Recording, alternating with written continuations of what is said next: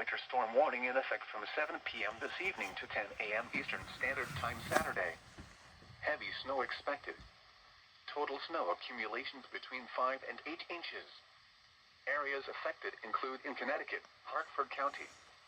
In Massachusetts, western Hampden County.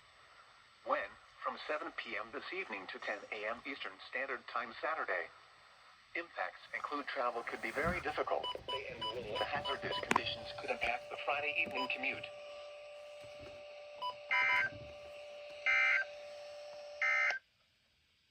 Winter weather advisory in effect. I thought that'd be double-headed for some reason.